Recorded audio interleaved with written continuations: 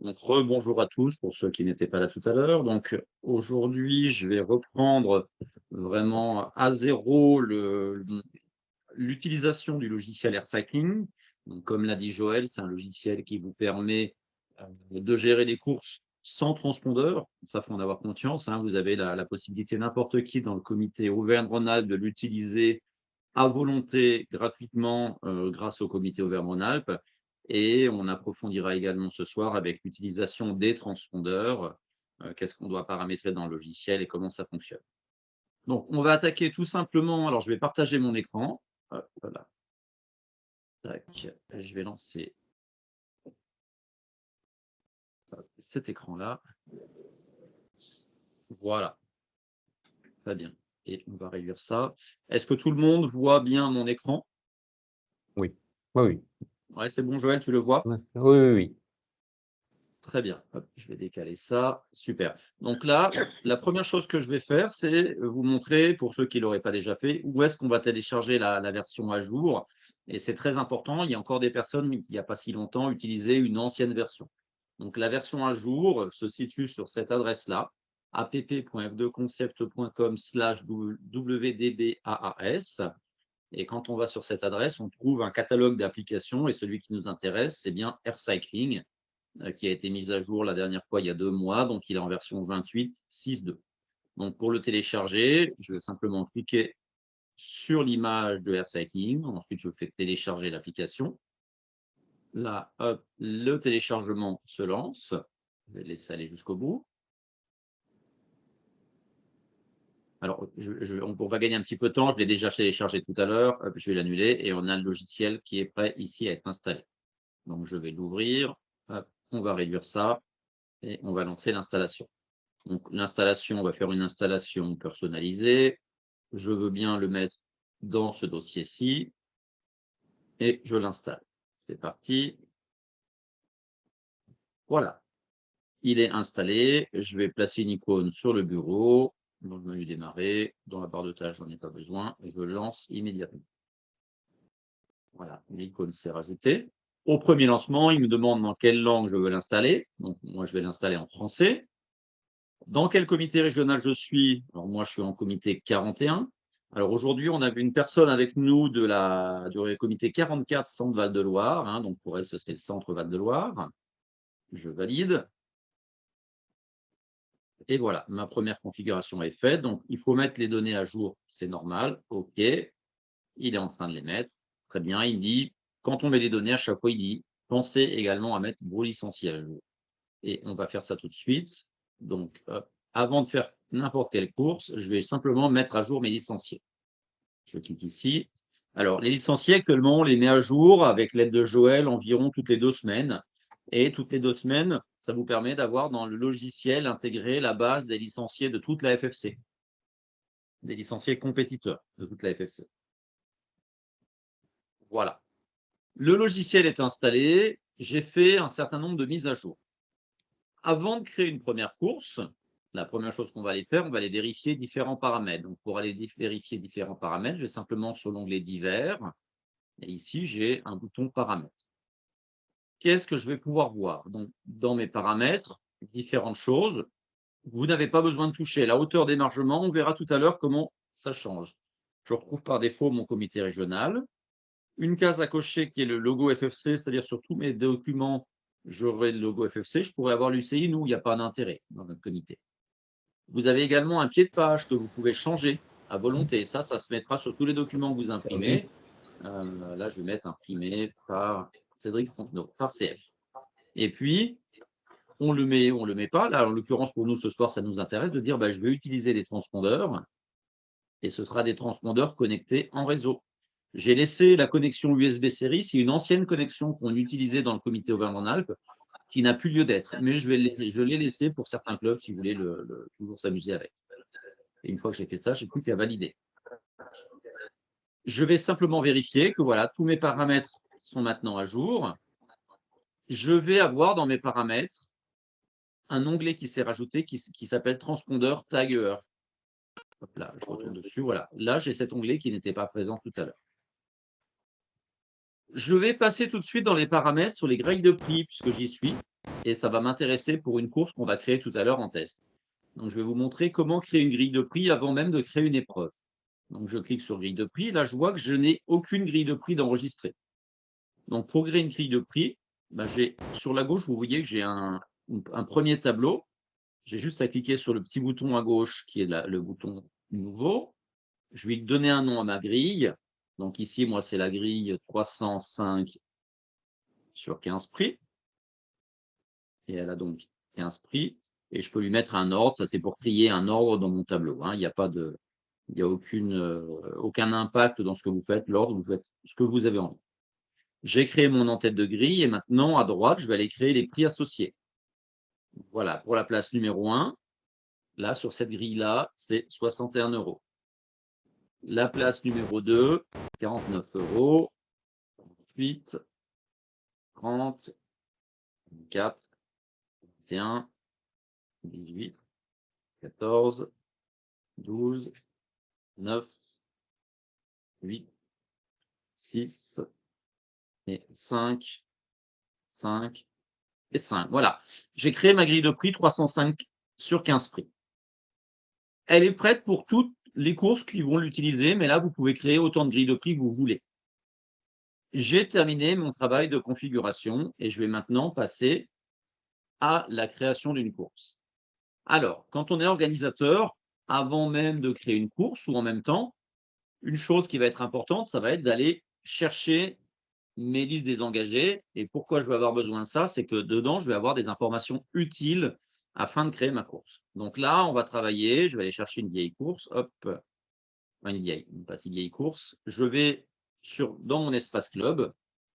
Alors moi, je vais utiliser voilà, l'espace du comité de la Haute-Savoie, puisque je ne suis pas un club. 74, et on va aller chercher depuis le 1er mars. Et ce qui m'intéresse, c'est le Grand Prix de Salles. On va aller travailler sur cette épreuve-là. Ici, on retrouve un numéro d'épreuve très important pour la suite. Et je vais d'ailleurs aller vous montrer où est-ce qu'on peut le retrouver. Donc, pour aller chercher mes engagés, qui vont être utiles pour la création de la course, je clique simplement sur le petit ordinateur. Ah, il me l'a fermé. Bon, c'est pas grave. Il était encore ouvert il y a 2 jours. Je vais vous montrer le fichier puisque je l'ai déjà récupéré. Voilà, ça c'est le fichier que j'aurais dû récupérer. Donc le fichier, ça s'appelle la liste alpha avec UCI ID. Donc voilà, ça c'est le fichier qu'on aurait dû récupérer. Alors je vais vous le montrer sur une autre course, comment le récupérer. Alors, si je peux sur Amazon Garde non plus, c'est pas grave. On va prendre le prix du printemps Non, ici à Sionzier. voilà. Ah, mais oui, mais non, je sais pourquoi j'ai des blocages. C'est parce que je suis en comité départemental et je ne peux pas tout voir. La date Je vous est écoute, intérieure. dites-moi. La date est Pardon? intérieure du jour. Non, c'est pas embêtant. C'est pas embêtant. Non, C'est c'est pas embêtant. ma connexion qui fait ça. Non, non, c'est pas embêtant du tout. C'est pas grave. Le plus important, c'est que je puisse vous montrer le fichier. Donc voilà, le fichier que vous allez télécharger ressemble à ça. Tout le monde le voit, Joël? Oui, oui, pas de problème. Parfait. Ici, ce qui va être important pour nous, c'est ce qu'on a ici, le numéro d'épreuve. Ça, c'est le plus important et on va voir tout de suite pourquoi. Alors, je réduis simplement ce fichier et je vais créer ma première épreuve. Alors, pour créer une épreuve, donc je vais dans l'onglet Accueil, Ouvrir course, et là, je retrouve la liste de toutes mes courses. Donc, je vais créer une nouvelle course avec le bouton Nouveau, et je vais mettre, hop. Alors, pour retrouver, alors, ce n'est pas une obligation, mais voilà, la course s'appelle le Grand Prix du Printemps. Donc, je vais simplement copier ce texte, je vais le mettre dans le nom de la course, mais j'aurais pu l'appeler Grand Prix de Salles, j'aurais pu l'appeler Grand Prix du Printemps, ce n'est pas tellement un problème. Ce qui est important ici, c'est pas, je vous invite à ne jamais mettre de barre en travers, de slash, parce que ça va gêner dans l'export des fichiers. Alors, voilà, j'ai mis le nom de la course et maintenant, il faut que je mette un code épreuve. Donc, le code épreuve, c'est ce fameux code que j'ai tout au bout à gauche. Le code épreuve, comment il est constitué? On va toujours retrouver C, 41 pour notre comité régional ou 44 pour la région centre. 74, c'est le département du club organisateur. 0,50, c'est le club organisateur. Et 0,01, c'est le numéro de la course dans l'année pour le club organisateur.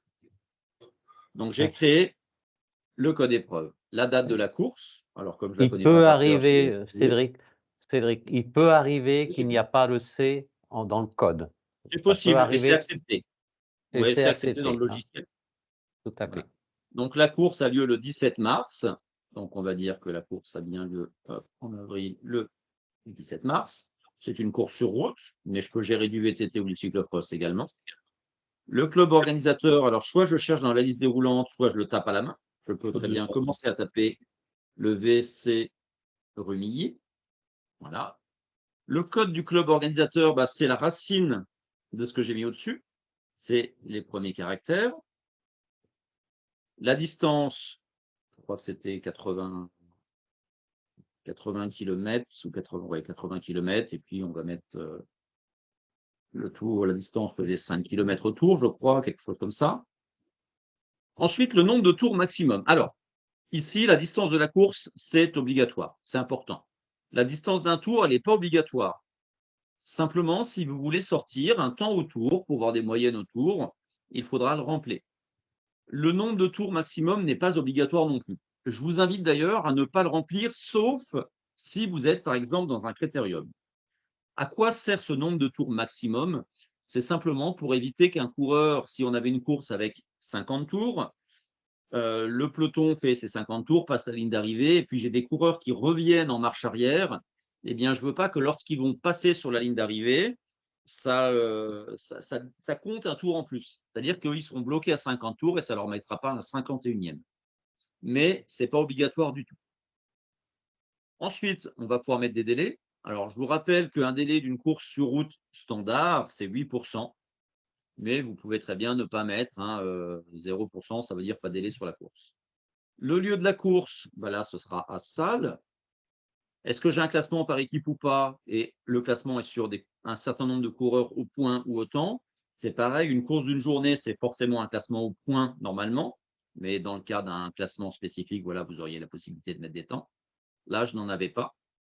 Je vais le laisser quand même. Ça nous servira à voir ce que ça donnait. Et la grille de prix associée, ben, ça tombe bien. J'ai déjà créé ma grille, donc je n'ai plus qu'à l'associer à ma course. Une Thierry fois que qui j'ai a fait ça, je une valide. question. Oui, Ouais, j'écoute, parce que je ne vois pas, pour je revenir vois ton au écran. délai, pour revenir au délai, c'est pris en compte quelque part dans la... Non, c'est vous, c'est simplement de l'informatif. Ouais, voilà, d'accord, ok. L'informatif qu'on aura dans l'état de résultat. C'est-à-dire, Ouais. si je déclare un délai, quand je vais après, on le verra un petit peu plus tard, quand je vais déclarer des coureurs hors délai, ça calculera le délai en fonction de ce que j'ai inscrit ici. Mais si je mets un délai de d'accord, 8%, ok. que je ne déclare aucun coureur hors délai, ce n'est pas un problème, le logiciel le laissera passer. Ah ouais, d'accord. Donc c'est pris en compte quand on définit que ce coureur est hors délai. D'accord. Exactement. Dans l'affichage, le délai sera pris en compte. Lionel a une question aussi. Oui, j'écoute. Vous mettez votre micro, s'il vous plaît, Lionel? Pardon. Ouais. Merci. Pour le code de l'épreuve, là, en allant prendre une épreuve passée, on dispose effectivement de son code. Pour une épreuve future, comment est-ce que Là également. Oui, je vais vous montrer. comment Donc on là, fait? je suis dans D'accord. un espace où là, c'est des courses futures ici, le 13 D'accord. vous voyez le 13 avril. Oui, Le code de l'épreuve, il est ici. Je le retrouve là et je l'aurai dans le d'accord. fichier Excel également. D'accord, très clair. Faut savoir que dès que le club déclare son épreuve au comité régional, donc maintenant c'est Arnaud Sevos qui fait ça, quand il le rentre sur le site du comité, il met un numéro automatiquement. D'accord. Hein? Voilà. Merci. Alors, je continue.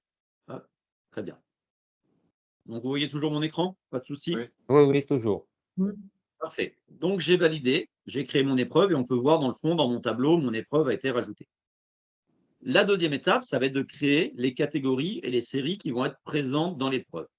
Qu'est-ce qu'une catégorie? Une catégorie, on appelle ça une catégorie d'âge. Vous allez voir, quand je vais mettre nouveau, il va me proposer toutes les catégories d'âge que je pourrais intégrer. Donc là, je pourrais avoir dans cette course des U19.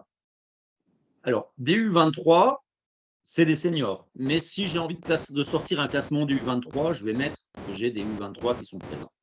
Si je ne veux pas sortir de classement U23, je ne le mets pas et ce sera pris en compte comme des seniors. Et ici, je vais également avoir des seniors. Si je voulais faire ressortir des masters, alors, À quoi servent ces catégories que je déclare? Bah déjà, à intégrer des coureurs, mais surtout, ça va me servir à sortir des classements éclatés par catégorie ou par série. Si je veux avoir mon premier master, il faut évidemment que je déclare la catégorie master comme étant une catégorie qui va courir. La même chose avec les U23. Il faut que je la déclare comme une catégorie qui participe à l'épreuve. Donc voilà, j'ai Cédric, créé mes catégories d'âge présentes. Oui, par exemple, si on n'avait pas mis le U23 dans la fiche oui, c'est des pas grave. engagements, enfin, ou dans renseignement dans la catégorie, ça aurait mis un tiret. Oui.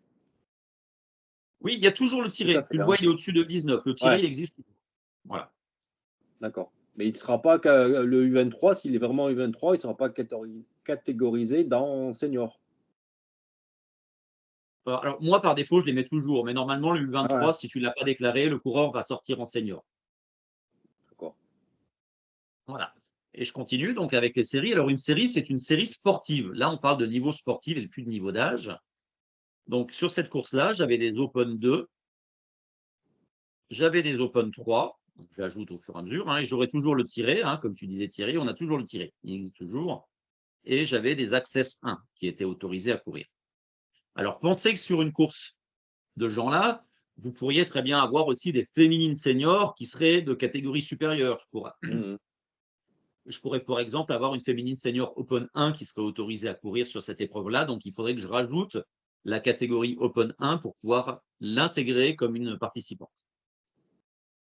J'ai fini avec mes catégories. Je passe à l'onglet suivant. Je vais déclarer mes arbitres. Ça va me permettre de faire le communiqué à la fin, de sortir l'état de résultat.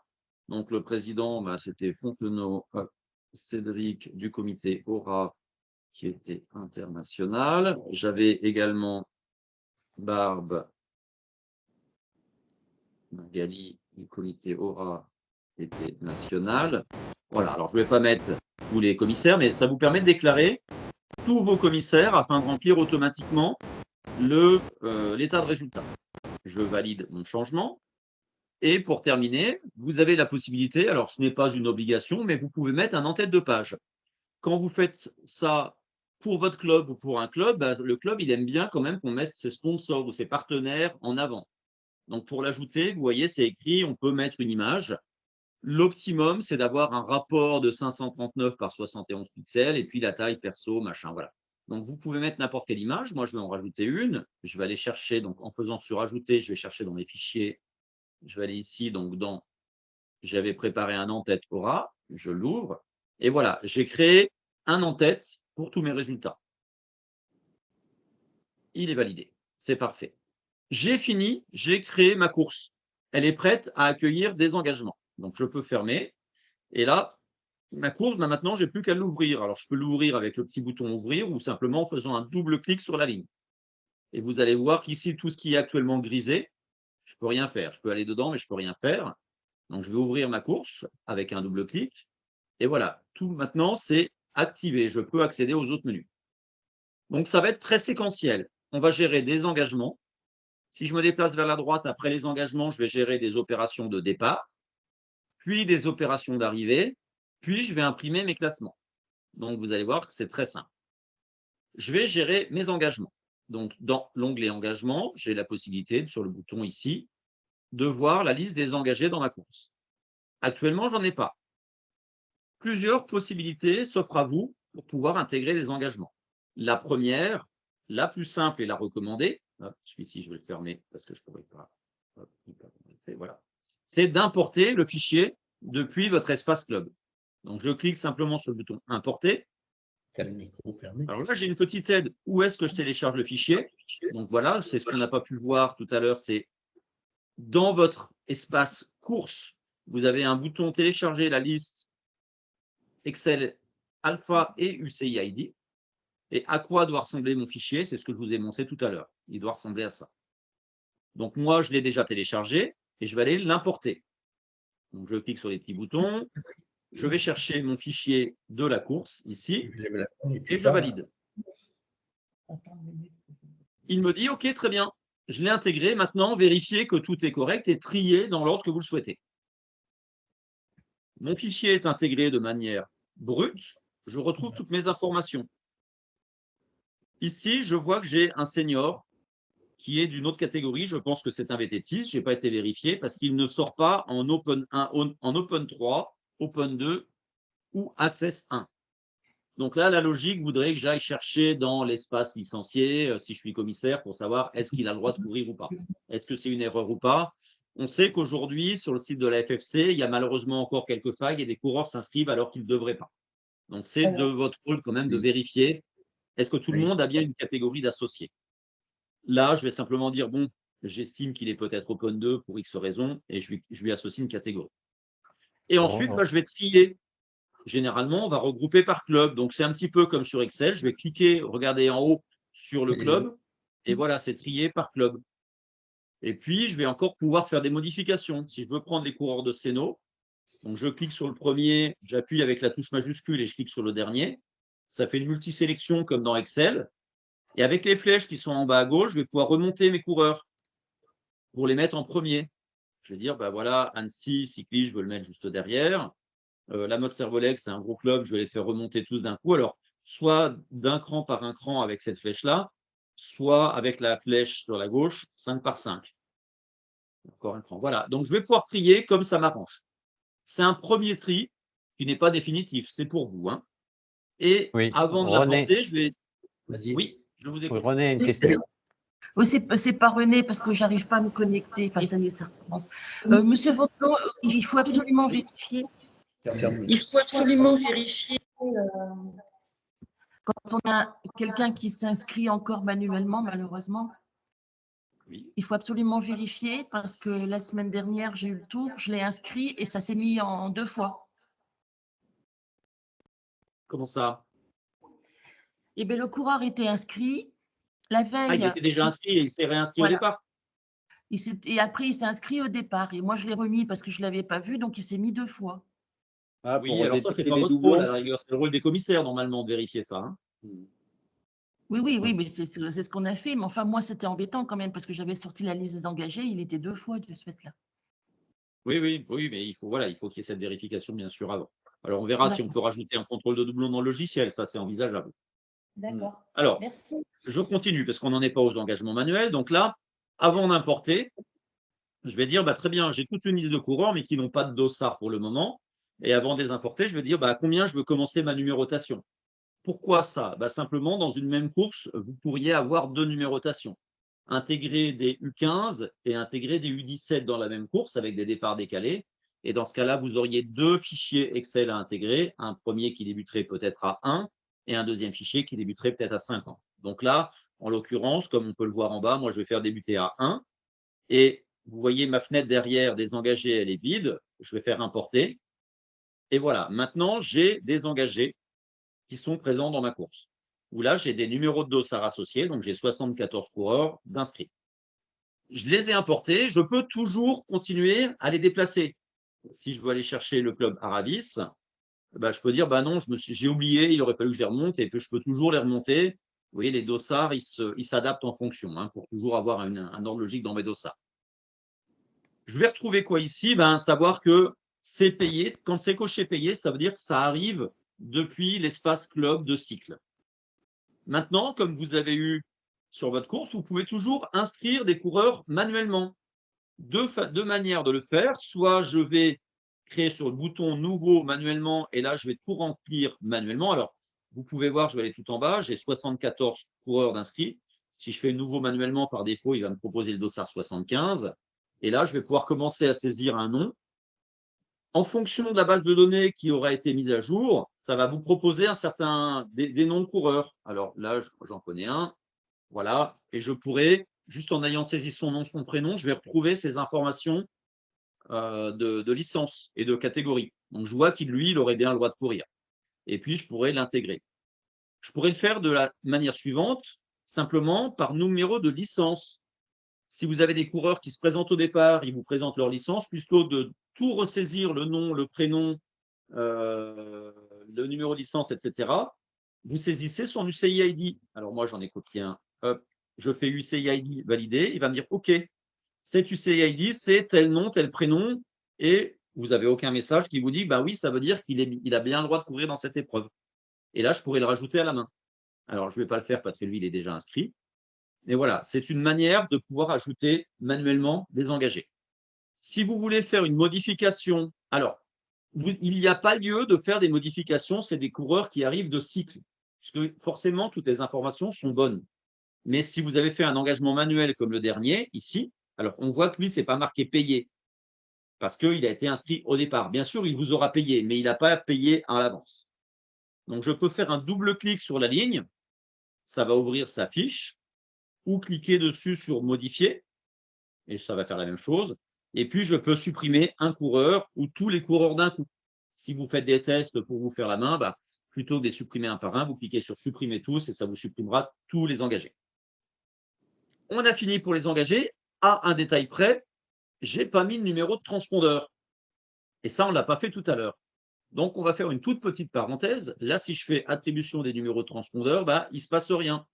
Il vous met, pour pouvoir utiliser cette fonction, vous devez avoir une base de données avec des transpondeurs.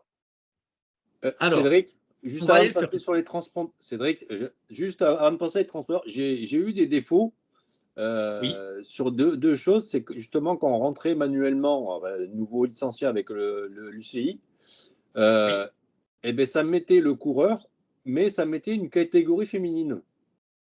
On disait le coureur était féminin. Je ne sais pas pourquoi. Sa catégorie, c'était peut-être U19 femmes, par exemple. Oui, ça, il faudrait que j'arrive à le reproduire pour pouvoir voir ce qui s'est passé. Si j'arrive à le reproduire, bon, après, on a modifié manuellement, mais à chaque fois, j'ai dit c'est étrange. Ça te met pas dans la catégorie, enfin, pas sur la course. Oui, je comprends. Autorisé. Je comprends. Ouais, étrange. Bon. Ouais. Alors, c'est tout. Je continue. On va revenir simplement. Là, je vais faire une petite parenthèse. On va retourner dans le petit bouton divers et paramètres.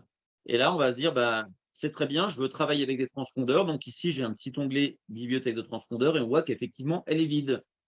Donc là, ça vous permet de remplir votre liste des transpondeurs. De quelle manière? Deux possibilités. Soit ici, vous cliquez avec la souris et vous dites le numéro rapide 1, le numéro qui sera associé souvent au dossard 1, c'est le transpondeur 99. Et puis, je vais dessous, je dis maintenant le 2, ce sera le 99. Alors, je vais le faire dans l'autre sens, voilà, volontairement. Et vous allez construire votre base de données comme ça. Deuxième possibilité, c'est en important un fichier Excel. Évidemment, vous ne savez pas quel est le format. Pour savoir quel est le format, il vous suffit de faire exporter et il vous crée un fichier standard. Et après, vous n'avez plus qu'à remplir dans le fichier Excel pour pouvoir le réimporter. Moi, je vais importer un fichier que j'ai créé tout à l'heure. Donc, il vous dit, attention, quand je vais importer, je vais supprimer tout ce qui existe déjà, ce qui est normal. Et je vais aller chercher mon export transpondeur. Il dit, OK, très bien, j'ai importé. Et là, voilà, j'ai créé une base de données de 10 transpondeurs. Et maintenant, je peux revenir dans mes engagements. On a terminé la parenthèse. Si je clique sur attribution automatique des numéros de transpondeurs, il me dit, OK, j'ai attribué 10 transpondeurs dans mon épreuve. Et je vois bien que j'ai les 10 premiers coureurs qui ont un transpondeur associé. Évidemment, si j'étais organisateur, j'aurais peut-être 150 ou 200 transpondeurs, ce qui me permettrait de couvrir complètement mon épreuve. Là, pour la formation, je n'ai pas besoin de plus. Je reviens dans mon onglet engagement. J'ai terminé mes engagements. Derrière, qu'est-ce qu'il me reste à faire? Sortir, j'imprime une liste des engagés. Et vous voyez que dans ma liste des engagés, je retrouve l'entête que j'ai pu intégrer tout à l'heure. Donc, c'est une liste des engagés que je vais appeler pour la presse. Il n'y a pas de numéro de licence dedans, c'est diffusable auprès de tout le monde. C'est bien pour les commissaires. Ils vont tout de suite retrouver en bas à droite le nombre d'engagés dans l'épreuve parce que vous pouvez avoir des trous dans les dossards. Et là, vous avez différentes possibilités, soit de l'imprimer directement. Et si vous regardez, vous avez un petit bouton en haut, exporter. Et là, ça vous permet d'en faire des PDF et d'envoyer des PDF à la presse, par exemple, quelques jours, les 2 jours avant l'épreuve. Ou de l'envoyer aux officiels qui seront présents. Ensuite, j'ai fait mes listes d'engagés, je vais pouvoir préparer mes listes d'émargement. Si je veux, voilà. Alors, tac, ça me prépare mes listes. Et là, dans mes listes, je vais voir tout de suite la petite case cochée, alors que je retrouve à gauche, avec toutes les informations. Et mon dernier coureur, ici, Boris Morand, qui m'aura téléphoné dans la semaine pour s'inscrire parce qu'il n'a pas réussi à passer par cycle, il s'y est pris trop tard, je saurai qu'il n'a pas payé. Donc, je vais pouvoir le faire payer au départ. Hop. Ce que je vous ai montré tout à l'heure, alors vous voyez la liste, je ressors la liste d'émargement. Là, c'est une hauteur qui fait 8 mm. Mais vous avez vu tout à l'heure dans les paramètres, divers paramètres, elle est définie à 8. Je pourrais la mettre, je vais la faire volontairement à 16 mm. Valider, oui. Et je retourne ici l'imprimer. Vous allez voir, c'est pas beau du tout, mais ça vous permet de jouer sur la taille. Hein. Ça, vous avez la main complètement. Hop, je vais le remettre à 8 parce que c'est le standard. Ça pourrait vous permettre d'imprimer une liste d'émargement vierge plus grande. C'est surtout ça, cette option. Donc, si je reviens, donc, je peux sortir une liste d'émargement. Mais si j'autorise exceptionnellement des inscriptions au départ, ben, je vais préparer pour mes commissaires une liste d'émargement vierge et ils n'auront plus qu'à remplir les informations dedans qu'ils donneront à l'opérateur AirCycling derrière pour pouvoir faire une saisie si jamais il n'était pas à côté des engagements. Et puis, comme j'ai attribué les transpondeurs, ben, je vais pouvoir cliquer sur le bouton transpondeur et ça va me sortir la liste de tous mes coureurs avec les transpondeurs associés. Et si c'est jaune, ça veut dire que je n'ai pas associé de transpondeur. Ça nous permet de contrôler très rapidement, est-ce que j'ai bien associé un transpondeur à tout le monde? Ça, c'est la première utilité. La deuxième utilité, c'est bien évidemment de distribuer les transpondeurs.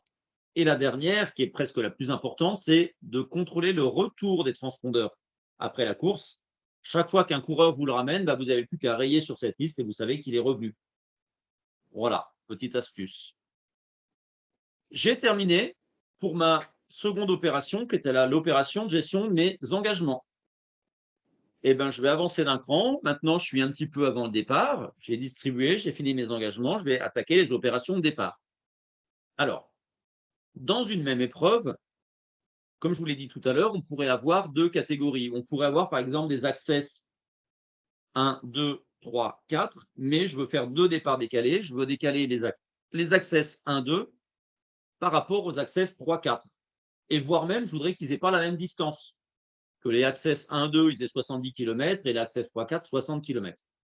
Il me suffirait d'aller dire, bah voilà, je gère des décalages au départ. Alors là, ce n'est pas le cas, mais on va dire si je veux décaler les Open 2, 3 des Access 1, ben, je vais dire les Access 1 vont partir X minutes avant ou après les Open 1, 2. J'ai juste à dire 0 heure 2 minutes, je valide. Et là, ça veut dire que mes Access 1 auraient un décalage de 2 minutes avec les autres catégories.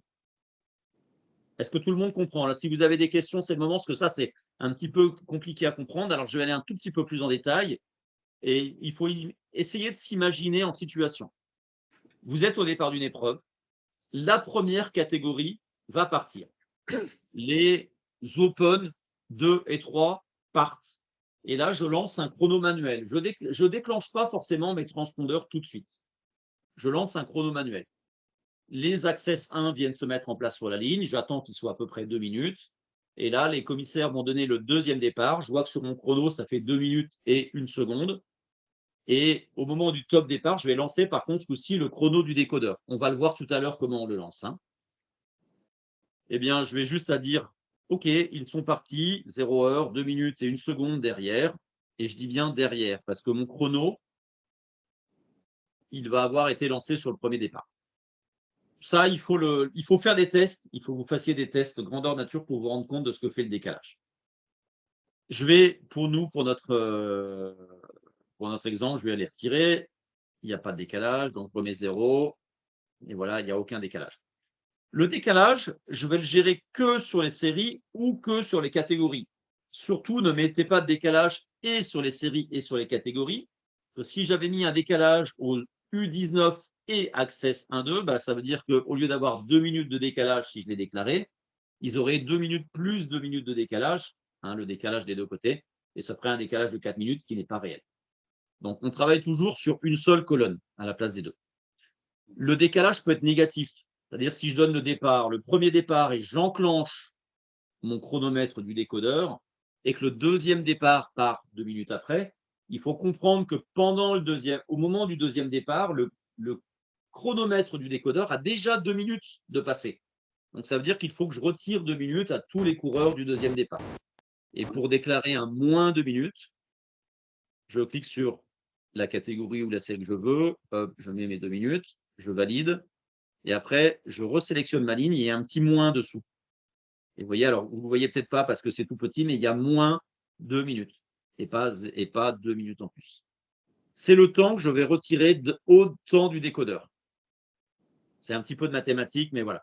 Et n'hésitez pas à m'appeler ou m'envoyer un message si vous avez des questions sur ce point-là qui est presque le plus technique. Je peux faire la même chose sur les distances. Oui, Cédric, je vais te poser une question. Oui. C'est possible? Oui, bien sûr. Oui, on parle des décalages, c'est bien, mais comment on importe deux catégories? Parce que les Access 1 et 2 et 3, 4, ils sont sur 2 fichiers différents. Comment qu'on peut importer ces 2 fichiers? Exactement comme on a fait tout à l'heure. C'est-à-dire que je vais dans mon espace cycle, je télécharge les 2 fichiers et je les importe 2 fois simplement. Au premier import, je vais dire que mes dossards, ils commencent à 1. Et au deuxième import, je vais dire mes dossards, ils commencent à X. Mais je peux importer 2 fichiers de la même manière que je l'ai importé tout à l'heure. Ouais, ça se rajoute. Ils se rajoutent à la liste alors? Oui. Tout à fait, tout à fait. D'accord, ok, c'est bien. Ok, je continue. Maintenant Oui. avec les distances. Donc, les distances, comme j'ai dit tout à l'heure, les Access 1-2, ils peuvent. Moi, j'ai déclaré que tout le monde avait 80 km, la distance de ma course. Mais je peux très bien dire, les seniors, là, ils auraient 90 km et je peux gérer des distances. Ça me permettra d'avoir les bonnes moyennes quand je vais sortir les classements regroupés par catégorie. Donc, nous, ici, ce ne sera pas le cas. 80. C'est une possibilité du logiciel. Je vous encourage malgré tout à essayer d'avoir des courses avec des catégories séparées. C'est quand même beaucoup, beaucoup plus simple pour vous. Là, vous rentrez dans quelque chose qui est quand même un petit peu plus complexe en gestion, autant pour vous que pour vos commissaires, parce que forcément, on sait que toujours, au bout d'un moment, tout se mélange. Donc, les transpondeurs vous aident à voir un peu plus clair, mais ça reste des courses qui sont quand même assez compliquées à gérer. Donc, j'ai terminé si j'avais des catégories, des décalages de temps ou des décalages de distance. Et puis, ce qui m'intéresse le plus maintenant, c'est de déclarer mes partants. Suite à la signature de l'émargement, les commissaires vont me dire, un tel n'est pas partant, un tel n'est pas partant, un tel n'est pas partant. Et moi, il me suffit de les décocher. Je vais en décocher un certain nombre. Alors, vous voyez en bas, au début, j'ai 75 partants. Et au fur et à mesure que je décloche certains coureurs, je me retrouve avec beaucoup moins de partants. Voilà, allez, on va dire, je vais en mettre un ici. Voilà, j'ai plus que 70 partants. Une fois que j'ai fait mes partants, je peux imprimer, comme tout à l'heure, pour la presse. Donc là, c'est bien une liste des partants. Et je retrouve en bas mon 70, c'est plus 75. Et je peux imprimer, là, pour les commissaires, si vous le demandent, avec le numéro 10. Donc là, maintenant, on n'est plus sur 2 colonnes, on est sur une seule, mais on retrouve l'UCI-ID. Et là, vous avez un document officiel des partants. Si vous souhaitez le joindre au dossier, maintenant, c'est plus obligatoire, mais voilà. Les commissaires peuvent vous le demander. J'ai terminé ma deuxième opération de gestion des partants. Donc, jusqu'à présent, on a créé une épreuve, on a engagé des coureurs, on a fait des opérations de départ pour dire voilà qui est présent, qui n'est pas présent, et maintenant, je vais pouvoir gérer ma course. On va commencer à gérer sans transpondeur, et après, on va passer au transpondeur. Donc, dans l'onglet arrivée, j'ai un petit drapeau qui est la gestion de l'arrivée. Ça, c'est la fenêtre, une des fenêtres les plus importantes. Sur la gauche, je vois tous mes partants et ça me dit tout de suite, j'ai 70 coureurs qui me restent à classer, qui ne sont actuellement pas classés. Je sais qu'ils sont partants, mais ils ne sont pas de classement associé. Et on va vouloir les classer. Donc, si, pour commencer, vous n'avez pas de transpondeur, eh bien, peut-être que le commissaire va vous dire, voilà, moi, on a fait le classement avec mes collègues, avec une vidéo, une photo, peu importe, avec mon magnéto, et voici le classement, je te donne les dossards et les temps. Et vous n'avez plus qu'à saisir. Pour saisir, on clique simplement une fois dans le tableau à gauche, n'importe où, peu importe. Et il va vous dire, voilà, le premier dossard, c'est le 25. Et vous tapez sur votre clavier 25, ça active une fenêtre. Et avec la touche, là, vous pouvez jouer avec juste la touche tabulation, entrée, tabulation, entrée. Il a mis 3 heures. Et je valide. Et vous voyez que à gauche, le dossard 25, il a disparu et il a apparu à droite. À droite, c'est mon classement de l'épreuve. Ce que vous pouvez voir, c'est que le logiciel fait ce qu'on appelle la grille. Ça vous empêche de saisir 2 fois le même coureur. Alors, je vais en saisir plusieurs qui sont dans le même temps. Donc, ça va très vite, 8, 13, 27, c'est les coureurs des numéros que je vois, hein, 27, 36, 30. Donc là, vous avez juste à écouter les commissaires. Alors, vous pouvez mettre tous les temps, bien évidemment, c'est beaucoup plus joli. Mais n'oubliez pas que quand vous faites une saisie comme ça à la main, une course d'un jour, il n'y a pas de temps, hein, on n'a que le temps du vainqueur, qui est officiel et qui est important, qui nous permet de sortir une moyenne. Le temps des suivants n'est pas obligatoire. C'est bien de l'avoir, c'est beaucoup plus joli, et on l'aura avec les transpondeurs, mais en manuel, plutôt que de mettre des temps qui ne soient pas bons, ne mettez pas de temps et mettez les coureurs surtout dans le bon ordre. C'est surtout ce qui va compter, c'est que les coureurs soient bien classés dans le bon ordre. Donc voilà, donc j'ai commencé à faire un classement, et puis là, par exemple, je me trompe, je peux remettre le 25, il va dire, pas possible, il est déjà classé. Je vais pouvoir mettre le 115 ou le 112, pas possible, il n'existe pas. Ça vous évite de faire des erreurs. Si vous saisissez à la main, bah, vous saisissez, et on voit que la grille sur la gauche, donc je mets le 1, regardez, le 2, voilà, et ma grille sur la gauche se vide. 46, 44, et puis ça va diminuer, jusqu'à ce que j'ai classé tout le monde. Ensuite, quand je vais avoir fini de classer tout le monde, il va me rester un certain nombre de coureurs. Et là, peut-être que le commissaire va me dire, bah, c'est terminé, j'en ai plus à classer. Ça veut dire quoi? Bah, ça veut dire que tous les autres, théoriquement, ils ont abandonné. Alors, à vérifier, bien sûr, avec les commissaires, mais vous allez pouvoir les classer soit avec des IRM, enfin des états. Alors, pendant la course, vous allez pouvoir dire, bah, le 24, je sais qu'il abandonne, hop, je le déclare comme étant abandonné. Et il est dans le tableau dessous en tant qu'abandon. Lui, il est également abandon de tout plus tard. Hop, je le déclare, il est abandonné. Et puis, vous avez peut-être aussi possibilité de mettre des hors-course pour X raison. Un coureur qui fait une erreur grave, le 21, il a fait une erreur grave, je clique dessus et je le mets hors-course. OK. Et dans ce petit onglet, je vois que j'ai un hors-course de déclaré. Et puis, une fois que j'ai tout terminé, bah, je n'ai plus qu'à dire tout ce qui me reste, je sais que c'est des abandons. Et pour aller plus vite, parce que parfois, on a beaucoup d'abandons dans une épreuve, je vais juste à cliquer sur abandon tous. Oui. Et voilà. Et sur la gauche, j'ai plus personne et tout le monde est classé. Votre classement est terminé uniquement quand il n'y a plus personne à gauche, quand vous avez 0 coureur à classer. J'ai terminé mon classement. Et puis, manque de peau, on revoit une vidéo et on s'aperçoit qu'on s'est trompé. Il va falloir modifier le classement. Pas de souci. Dans le tableau qui est à droite, vous voyez, vous avez des petites flèches à droite pour monter ou pour descendre. Je peux remonter d'une place. Je peux descendre d'une place. Je peux remonter de 5, je peux redescendre. Je peux déclarer un coureur que j'avais classé. Lui, non, je me suis trompé. Il y a un petit bouton ici. Si vous mettez dessus, ça vous dit ce que ça fait. Et en fait, il est abandon. Je peux le déclarer abandon. Et puis, je peux également le déclarer hors course. Et c'est là que je vais retrouver mes fameux hors délai. Pour être hors délai, il faut avoir un temps. Mais je vais pouvoir dire celui-ci, je clique une fois, il est hors délai, oui. Et ça vous met un HD avec son temps effectif de course. Si je veux le retirer de hors délai, je reclique simplement sur le coureur, je reclique sur hors délai et ça le supprime. Il redevient en état normal. Et puis, je peux supprimer. Alors, attention, le supprimer n'est pas le abandon. Si je supprime un coureur, il va se remettre dans le tableau de gauche. Je vais le reclasser. 44 dans le dernier. Voilà. Par contre, si je clique ici, ça va me supprimer tout ce qu'il y a derrière. C'est une action volontaire. Quand je supprime un coureur, ça supprime tous ses suivants. C'est pour aller plus vite. Si vous voulez vraiment supprimer qu'un coureur, je vous conseille soit de le déplacer vers le bas, soit de le mettre abandon et de le retirer des abandons. Voilà, j'ai fini mes classements. Alors, je peux également voir modifier un temps d'un coureur, soit avec ce petit bouton, soit en faisant un double clic sur le coureur, ça m'ouvre sa fiche, et je peux mettre un nouveau temps. Lui, ce n'était pas 3 heures, c'était 3h01. De même, je pouvais déclarer des tours de retard. Dire, il a 2 tours de retard et je le déclare avec un nombre de tours de retard.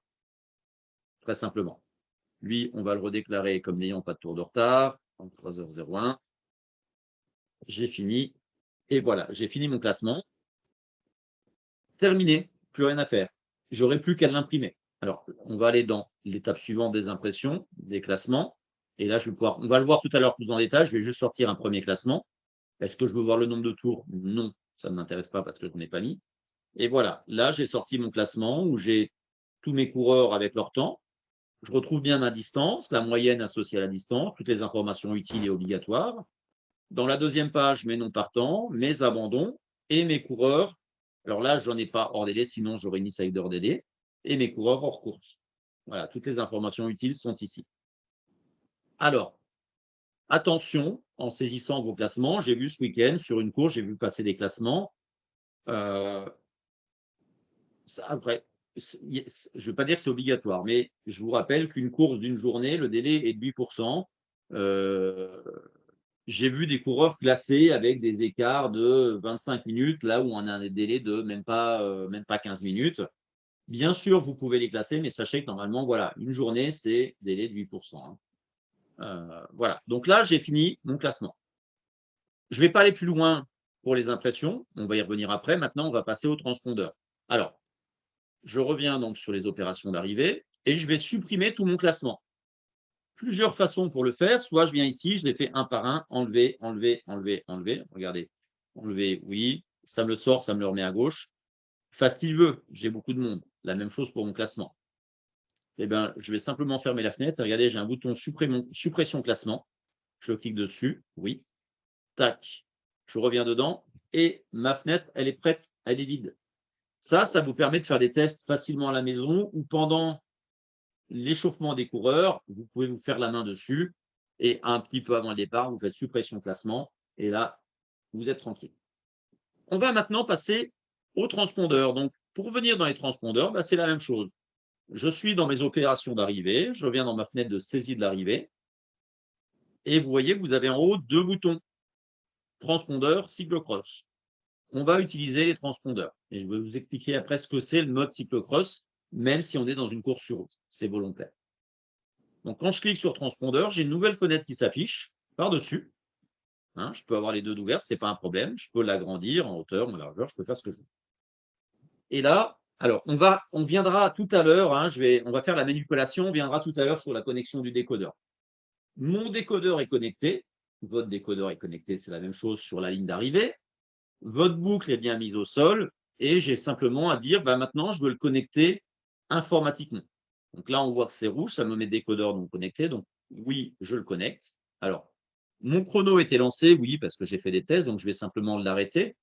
Dans la logique des choses, quand vous lancez la connexion, il devrait être en état arrêté après une épreuve. Et si vous êtes sûr, vous cliquez sur état du chrono, ça réactualise et là, je vois qu'il est bien arrêté.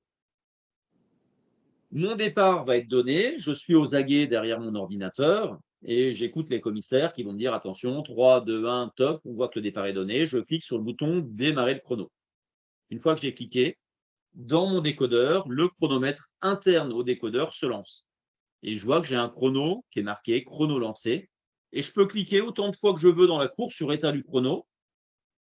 Et ça me dit, voilà, là, je suis à 13 secondes. Alors, je ne le fais pas défiler, c'est volontaire et c'est normal. Ah oui, là, c'est moi qui fais une mauvaise manip, c'est pas grave. J'ai cliqué sur un autre bouton en dehors, vous n'avez pas vu, je le relance très vite. Je continue ce que je disais. Vous pouvez cliquer autant de fois que vous voulez dans la course, ce n'est pas un problème.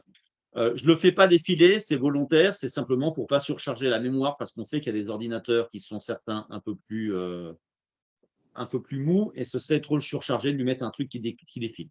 Donc voilà, mon chrono, il est à 35 secondes, il n'y a pas de problème. Maintenant, je vais pouvoir faire passer les transpondeurs. Alors, pendant l'échauffement des coureurs, je vous incite et je vous invite à lancer le chrono. Dès que vous êtes en place, ça vous permet de vérifier que tout fonctionne bien. De deux manières. Soit simplement comme ça, j'ai lancé ma course et je fais passer des transpondeurs au-dessus de ma boucle. Alors, je vais en faire passer un certain nombre. Alors, est-ce que je les ai… Hop là. Là, il y en a un premier que j'ai fait associer. Je vais en faire passer 3 d'un coup. Voilà, il y en a 3 autres. Il y en a un troisième qui va s'afficher. Et puis, je vais en faire passer un autre bloc. Là, j'en ai fait passer 4 d'un coup. J'en ai 8 de passer. Je vais faire passer les 2 derniers. Voilà. Et le dernier, il va s'afficher tout seul. Donc, c'est une boucle qui passe toutes les 3 secondes. Donc, vous affolez pas. Des fois, vous pouvez avoir un coureur qui passe. Il ne va pas s'afficher. Il s'affiche au bout de 3 secondes. C'est tout à fait normal. Donc là, j'ai juste fait passer mes transpondeurs. Ça me permet de vérifier que ça marche bien. Je suis à l'échauffement, ça marche bien. Deuxième possibilité, quand vous êtes à l'échauffement ou quand vous êtes chez vous, c'est de cliquer sur le mode test. Alors, je vais vider volontairement. Alors, avec suppression touche, je vide ma fenêtre. Oui, elle est vide. Je clique sur mode test et maintenant, quand je fais passer un transpondeur, ça met une fenêtre. Donc ça, c'est intéressant quand vous êtes chez vous. Si jamais le numéro sur le transpondeur, il est il est plus visible pour X raison, bah, vous retrouvez son numéro. Là, c'est le 104 859. Je vois que ma batterie, elle est entre 50 et 75%. C'est un bon état de batterie. Il va encore durer un bon moment. Une pile dans un transpondeur, c'est environ 5 ans. Hein. Si votre pile, au bout de 3 semaines ou un mois, elle est vide, vous la changez et elle est de nouveau vide, c'est pas normal. C'est que votre transpondeur, il a des soucis. Et là, dans ce cas-là, il faut contacter Matsport ou ITS Chrono pour qu'ils vous le changent. Le niveau de détection, je vois qu'il est très bon. Et là, je sais juste que mon temps de passage par rapport au chrono du décodeur, c'était 1 minute 58 secondes et 78 centièmes. Donc, ça permet, ce mode test, de tester voilà, un certain nombre des transpondeurs. Donc, oui, dans le même état, il fonctionne très bien. Donc, je décoche mon mode test. Je refais passer, je vais faire un écart volontairement. Je fais passer 2 transpondeurs. J'attends quelques secondes et je vais passer d'un coup les 8 transpondeurs dessus. Voilà. Je fais passer mes 8 transpondeurs sur la boucle. Donc là, je vois que j'ai bien 2 transpondeurs qui sont avec un temps bien précis. J'ai 8 transpondeurs avec un écart. Et j'ai un temps de course et un temps réel. Hein. Donc le temps, évidemment, le logiciel arrondit pour tous les écarts de moins d'une seconde. Le temps réel de passage, vous regardez, du premier coureur, c'est 3 minutes 8 secondes 79. Le deuxième, 3,8 80, 3,8 83, 3,8 84, etc. Mais tout le monde a un temps de 3,8 79. Tout le monde a le même temps du groupe s'il n'y a pas une cassure d'une seconde. Et puis, je vais faire un deuxième passage. Et là, il y a un des 2 coureurs qui a lâché l'autre. Donc, je fais hop, un premier passage. Et on voit qu'on a un coureur qui a maintenant 2 tours, qui est forcément en tête avec 2 tours. J'attends un petit peu. Je vais faire passer le reste du peloton, sauf un coureur qui va être lâché. Allez, je fais passer le reste du peloton. Tout le monde est passé à 2 tours, sauf un coureur qui est lâché. Et puis, il a peut-être même abandonné. Je ne vais pas le faire passer. Je le mets de côté. Et puis, mes tours vont s'enchaîner les uns après les autres. Je vais m'arrêter là pour le moment. J'ai fini ma course, tout le monde a fait, j'avais 2 tours. Et je vais dire, bah, très bien, ce qui s'est passé, c'est bon, je vais l'envoyer vers mon classement. Donc là, j'ai un petit bouton envoyer vers classement final. Et regardez ce qui va se passer derrière dans le tableau. Êtes-vous certain? Oui. Ça m'a classé mes 10 coureurs en fonction du temps des transpondeurs, avec les écarts enregistrés au transpondeur. Et celui-ci, je sais qu'il a un tour de retard, qu'il est passé qu'une fois, et ça me les a retirés de la gauche du tableau. Ça vous permet, à la fin du premier tour, par exemple, vous se faites envoyer vers classement et vous saurez si tous les coureurs ont bien fait un tour, si tout le monde est passé. De même, vous pouvez le lancer quelques secondes, parce qu'on n'est pas à 2-3 secondes près, avant le départ, et ça vous permet dès le départ aussi de savoir si tous les coureurs ont bien pris le départ ou est-ce qu'ils ont bien tous mis leur transpondeur. Et ça, vous pouvez le faire autant de fois que vous voulez. C'est-à-dire que là, je vais l'avoir fait après 2 tours, mais je vais faire repasser mon coureur. On a un coureur maintenant qui va avoir 3 tours. Voilà. Ensuite, j'ai un groupe de 3 qui va passer et qui se rapproche de lui. Voilà, j'ai un groupe de 3 qui a un écart de 8 secondes. J'attends un petit peu, je vais faire passer à la fin de mon peloton. Tac. Voilà, tout le monde est à 3 tours, sauf le dernier coureur. Là, j'envoie ça. Alors, j'envoie ça nulle part pour le moment. Là, je vais vous demander d'avoir de la réflexion, ce que je demande à beaucoup d'opérateurs. On voit que c'était mon arrivée. Ils ont fait 3 tours. Mon vainqueur a mis un temps de 5 minutes 34. Quand je regarde les temps qui sont dessous, tout le monde a un temps qui est supérieur à 5 minutes 34, ce qui est logique. Le vainqueur, c'est le premier qui termine. Par contre, je vois que le dernier, qui a un tour de retard, il a un temps de 3 minutes 08. Ça veut dire quoi? S'il a un temps inférieur au vainqueur, ça veut dire tout simplement qu'il n'a pas terminé la course. Donc lui, je ne dois pas le classer. On retrouve encore aujourd'hui, dans beaucoup de classements, des coureurs qui sont classés avec des temps inférieurs au vainqueur. Ce n'est pas possible. Il faut juste être logique, se dire quand le vainqueur termine, tous ceux qui terminent derrière le vainqueur doivent mécaniquement avoir un temps supérieur. Ce n'est pas possible d'avoir un temps inférieur. Et là, c'est à vous opérateur de le montrer, de dire aux commissaires qui sont avec vous, attention, ce coureur-là, il n'a forcément pas terminé. Il apparaît parce qu'il est passé une fois ou deux fois dans les transpondeurs, donc il apparaît. Mais quand je vais faire envoyer vers classement final, tac, je dois dire, celui-ci, il faut que je le retire. Il est forcément abandon. Et il n'apparaît plus, il ne doit plus apparaître dans mes classements. Vous comprenez là ou pas? Est-ce qu'il y a des questions? Parce que ça, c'est un point qui est assez important, ce point-là. Tu as ton micro coupé, Joël. Ton micro est coupé, Joël. Après. Oui, ça pose d'énormes problèmes, hein. On le voit quand ça arrive au comité régional et comment que ça se fait qu'il y a des réclamations d'écart. derrière, forcément, hein, parce que si on a un coureur, il faut imaginer qu'un coureur, vous avez 20 tours de course, un coureur abandonne au 19e, mais dans le même tour, vous avez que 50 coureurs et il y en a encore 60 derrière, il va être classé 51e peut-être. Hein. Donc, il faut faire attention à ça. C'est pour ça que j'appuie sur ce point. On n'est pas là pour être passif derrière l'écran. Il faut avoir un petit peu de réflexion quand même et se dire, je vérifie, et ça, je le vérifie dans ma fenêtre des transpondeurs, est-ce que tout le monde a un temps supérieur au vainqueur? Ça me permet aussi de savoir très rapidement, est-ce que tout le monde a passé la ligne ou est-ce qu'il m'en reste encore sur mon parcours? Parfois, vous avez un parcours qui est très court de 4-5 km, donc là, vous savez, en 10 minutes, vous savez si les coureurs sont passés, mais si vous avez un tour de 15-20 km, c'est peut-être 20 minutes avant que le coureur y passe, la voiture balai, ou si vous n'en avez pas, il faut savoir si tout le monde a passé la ligne ou pas, et vous le prouvez avec les transpondeurs. Alors, de même, voyez, alors un petit détail, ça me permet d'aller dessus. Regardez, si je clique sur cette ligne-là qui est bleue, ça remonte tout en haut, ça débloque, et c'est normal, parce que j'ai un rafraîchissement toutes les 3 secondes. Si vous voulez travailler sur un fichier qui est beaucoup plus long, où il y aurait 80 coureurs, que vous ne verrez pas tout dans une seule page, vous cliquez simplement sur bloquer rafraîchissement.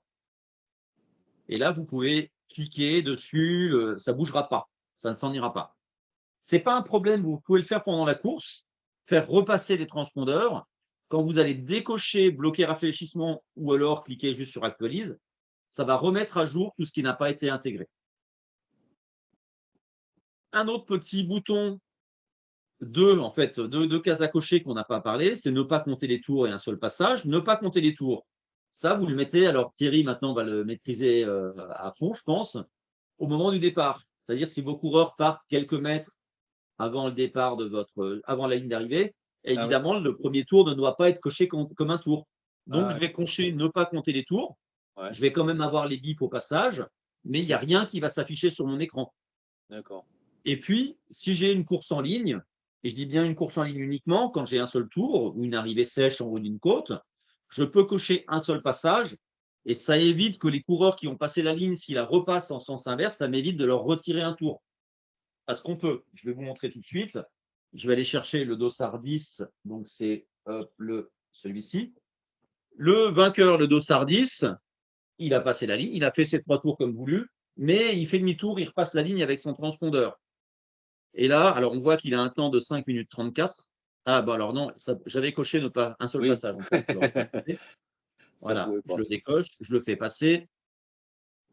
Alors là, par contre, comme je l'ai rentré, il y a un verrouillage dans le logiciel. Vous ne pouvez pas rentrer deux fois le même transpondeur en moins de 30 secondes. Donc, je vais en prendre un autre volontairement. Hop, je fais passer un coureur. On va voir que j'ai un coureur qui va passer à 4 tours. Tac, voilà. Mais c'est une erreur. J'avais 3 tours de course. C'est pas grave. Je sais que c'est le dossard 6, donc je fais supprimer un tour. À quel coureur? Au dossard 6.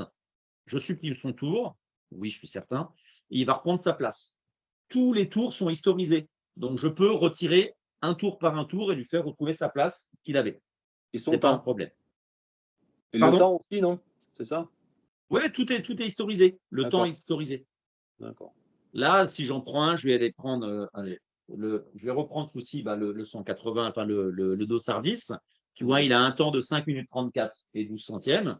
Je le fais passer. Maintenant, il est à 11 minutes. Si je retire son tour au dossard 10, je supprime et je valide. Il revient bien à son 5, 34, 12. Tous les tours sont historisés. Ça vous permet tout à l'heure d'imprimer un temps par tour pour chaque coureur. Et je vais vous expliquer à quoi ça sert. Il y a un vrai intérêt également. Donc là, j'ai fait mon classement, toute ma course s'est bien passée.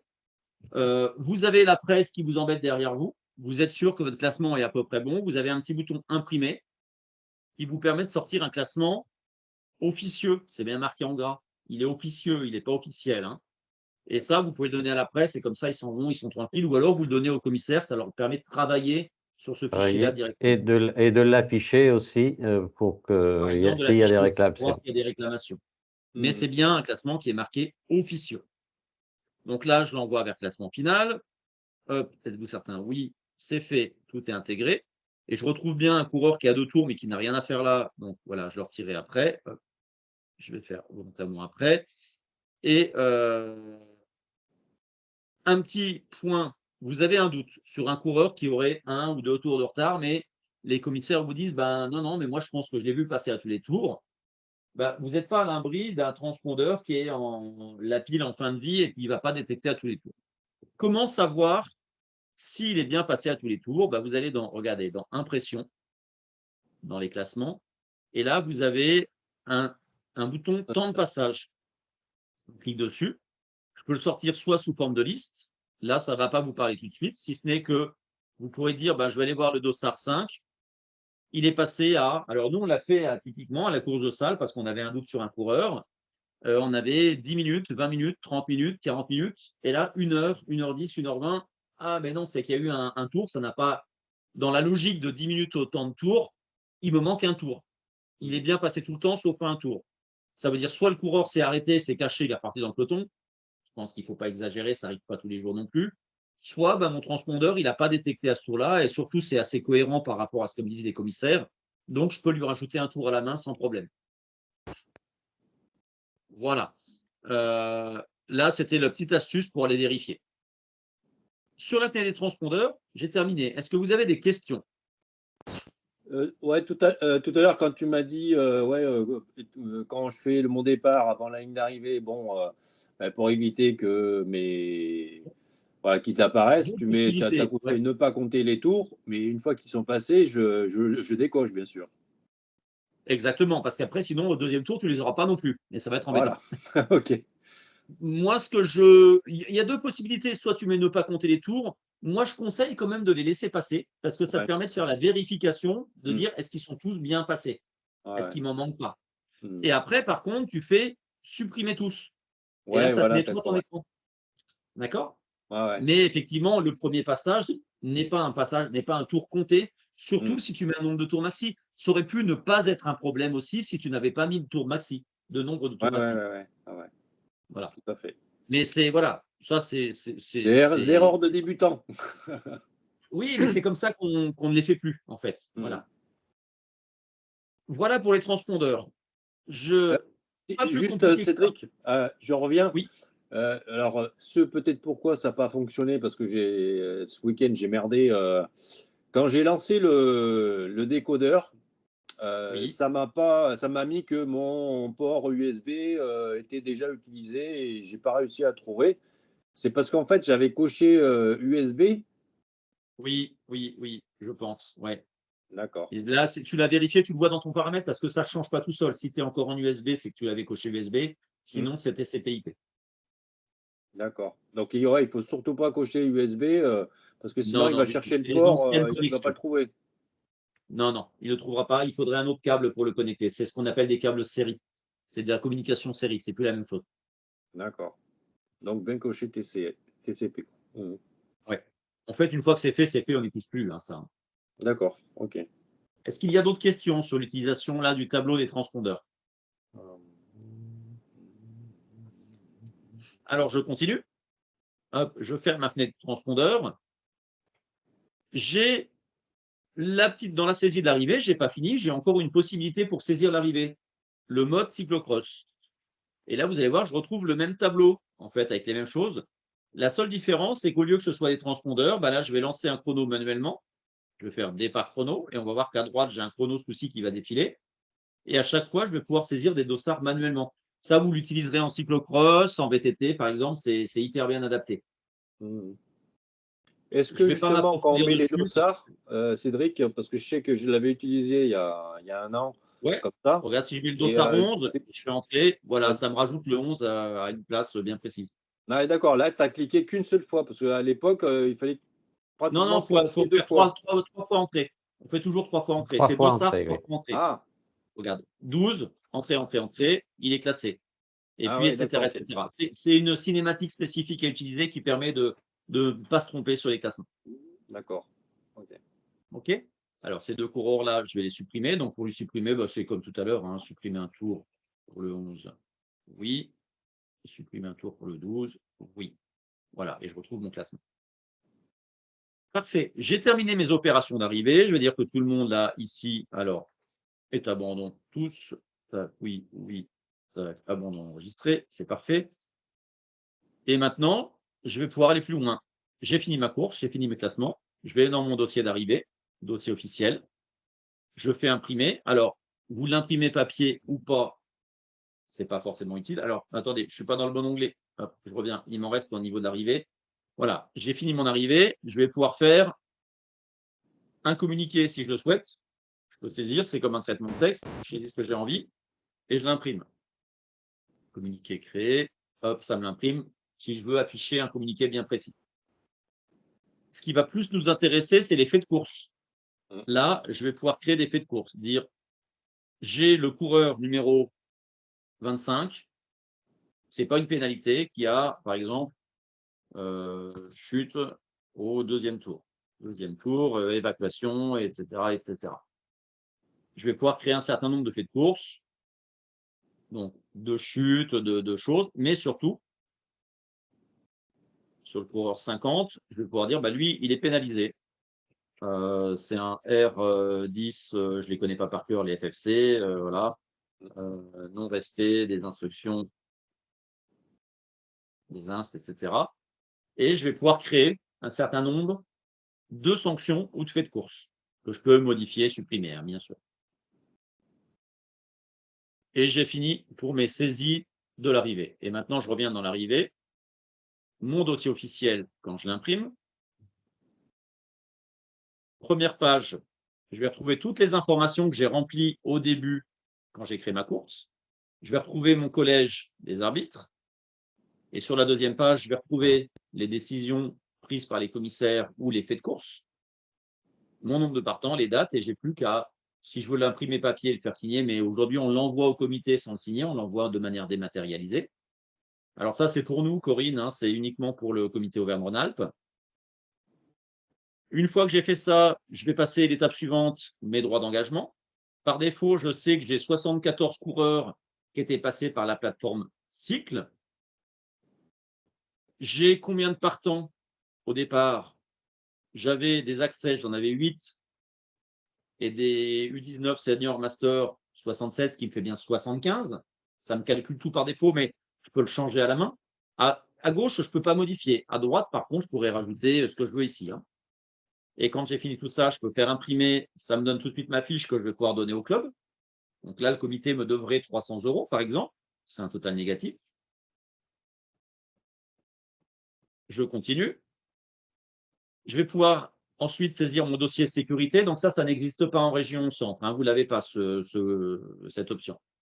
J'ai juste à remplir. Bah, c'était une course en circuit, 80 km, c'est pas 12 tours, etc. Non, c'était 5 km, 12, etc. Donc là, ça fait 60. Je remplis tout mon dossier sécu. Je l'enregistre. Je l'imprime ou pas. De toute façon, il sera imprimé automatiquement, mais si on veut l'imprimer, on peut l'imprimer. Et là, il sera imprimé en fonction de tout ce que j'ai rempli dedans. Et on retrouve bien les commissaires, d'ailleurs, dedans, hein, ça c'est important.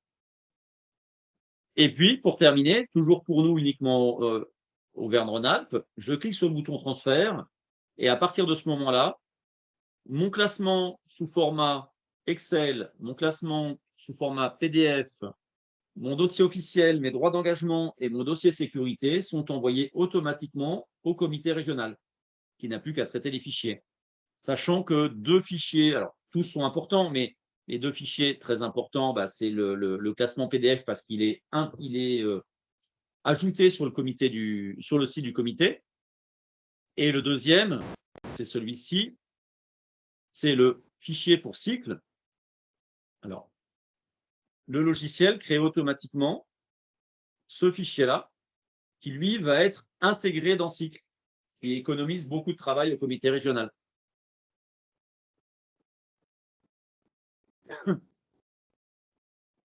Non, je n'enregistre pas. Voilà. Donc là, j'ai fini tout ce qui était impression. Maintenant, dans le détail des impressions, avec le bouton classement, bah, vous avez vu qu'on peut sortir plein de classements différents. Mon Scratch avec l'UCI ID, avec nombre de tours ou pas. Là, je peux mettre oui, que je sais qu'ils ont fait 3 tours. Voilà, il y en a qui a un tour, machin, deux tours tard. La même chose avec les numéros FFC, mais ça, on va finir par le supprimer parce qu'il n'y a plus lieu d'être.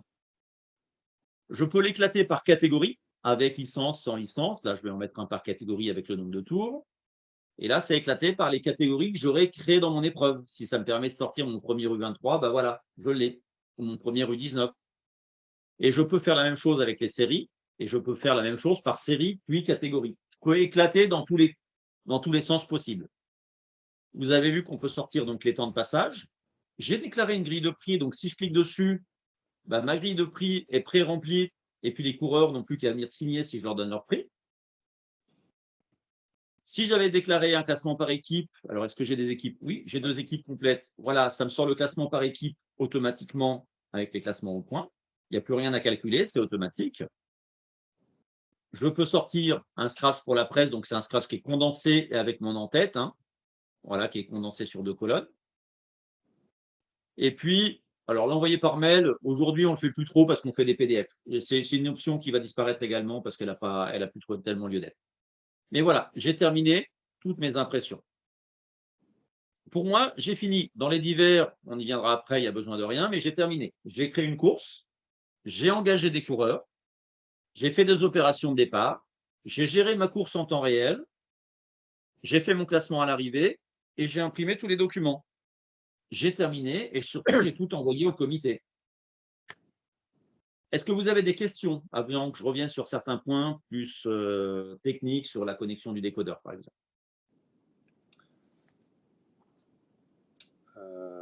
J'ai une main qui est levée. Oui, c'est Rambert, toi, Patricia. Je vous écoute. Il faut activer le micro, il est éteint, votre micro.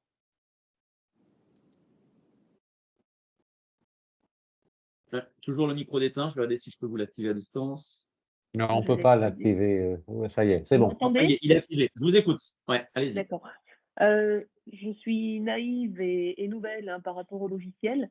Une question simple, est-ce qu'on doit arrêter le chronomètre?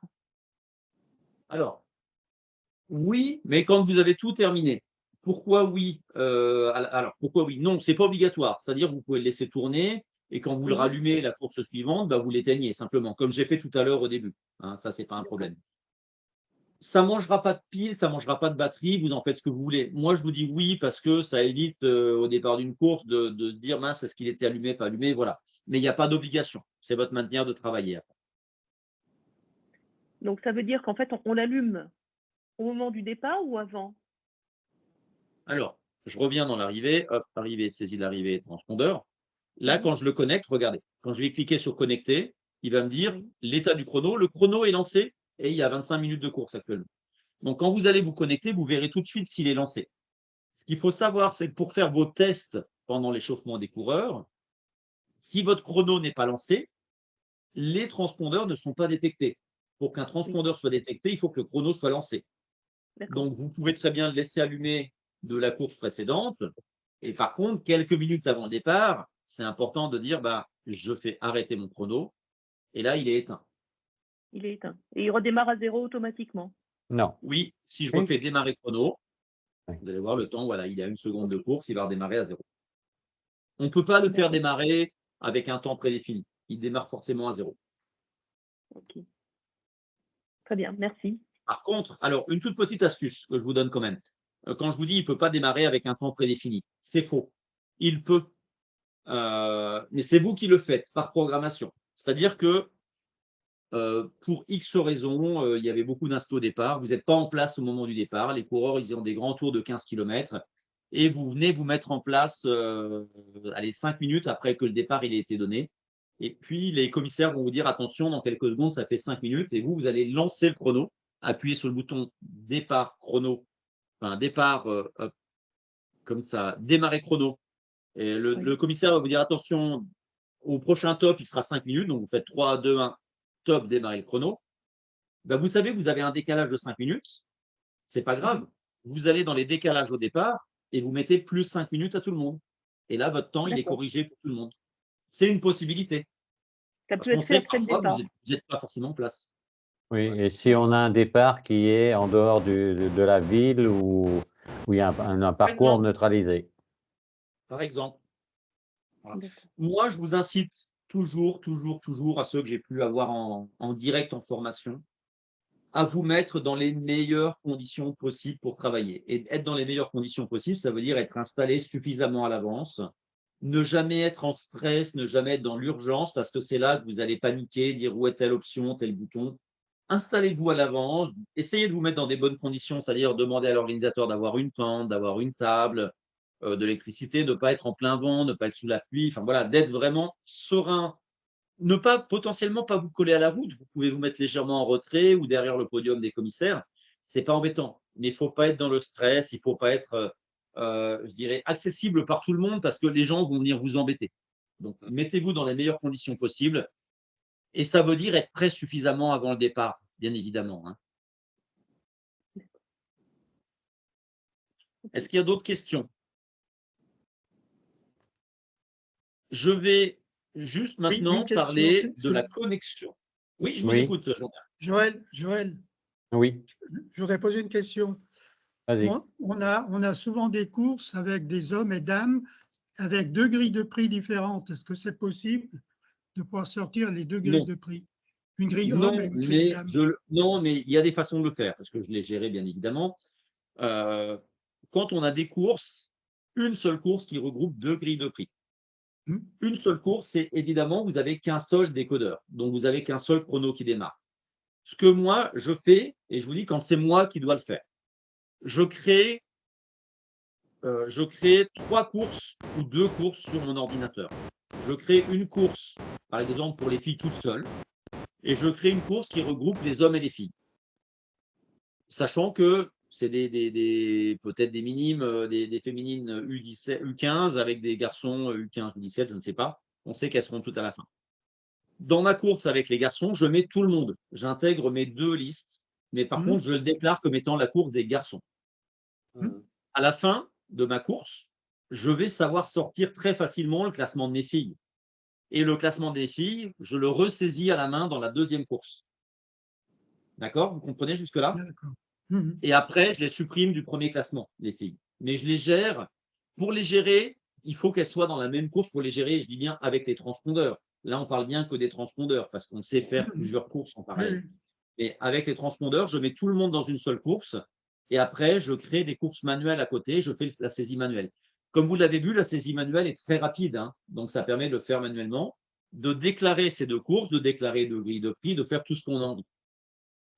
Et surtout d'envoyer 2 dossiers au comité régional. Parce que si vous avez 2 grilles de prix, généralement, c'est qu'on a 2 courses de déclarer et donc on a 2 dossiers avec 2 numéros de course séparés à envoyer au comité régional. Et que ça rentre dans les calculs de points pour les montées de catégorie. Oui. Est-ce que c'est compréhensible ce que je vous ai donné? Ouais, c'est-à-dire que quand tu crées tes autres fichiers, en fait, tu sélectionnes dans les catégories que les dames, par exemple. Alors, ce que je fais, c'est que je crée, comme je te dis, je crée 2 courses. Je crée une course dame, une course homme. Dans homme plus dame. Dans ma course dame, dans le logiciel, je vais saisir mes dames, je vais importer mon fichier de cycle. Normalement, pas de problème. Dans la course homme, je vais déjà intégrer les hommes, puis je vais intégrer les dames également dans la même course. Comme ça, tout le monde pourra avoir des transpondeurs. La course se déroule, je gère mes transpondeurs à partir de ma course homme plus dame. Quand la course est terminée, je sors mon classement de ma course. Je peux extraire les dames facilement en faisant un tri par catégorie, ou par série d'ailleurs. Oui. Et je le ressaisis manuellement dans la course des dames uniquement. Ça me permet de tout imprimer.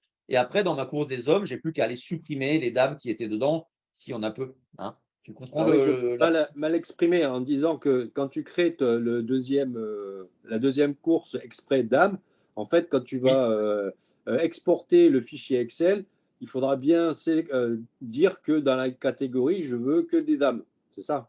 Exactement. Voilà. Exactement. Ok. Ouais, c'est ça.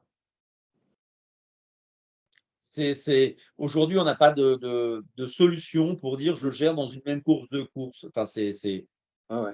on pourrait l'envisager. Pour moi, c'est pas un objectif parce qu'on entrerait dans une configuration trop compliquée des courses et c'est pas le but du logiciel. Le but, c'est que le logiciel soit utilisable par tout le monde. Là, on est déjà dans du technique avec les transpondeurs, mais il faut imaginer que tous les week-ends, on a beaucoup de gens qui l'utilisent sans les transpondeurs et il faut que ça reste accessible à tout le monde. Donc, c'est pour ça que je ne pense pas qu'on intégrera ce type de fonctionnement où on peut gérer plusieurs courses dans une même course en fait, en elle-même. Ouais.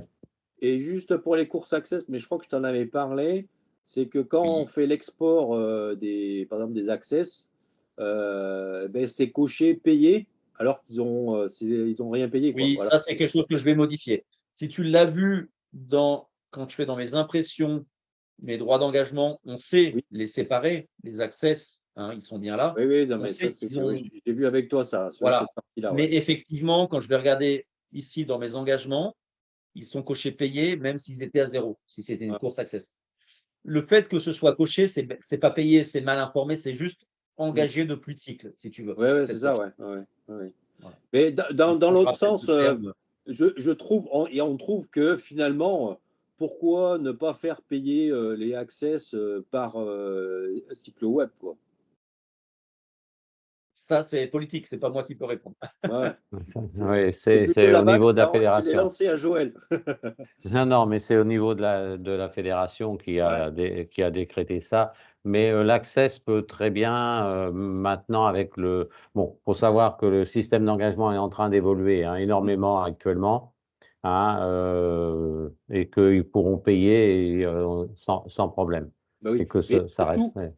ouais, Joël, je te coupe, surtout que parce qu'en fait, on a été confrontés, nous, des gens qui venaient d'une région différente et ils disaient que mais non, nous on a payé quoi. Et, Oui. et je leur ai posé la question, ils disaient mais non, nous on paye dans notre région, enfin, dans notre région on paye. Alors je sais Oui, pas. tout à fait, tout à fait, tout à Ah, fait. Voilà. Certains comités régionaux gèrent différemment, mais d'accord. le mieux, En Bourgogne-Franche-Comté, ils payent.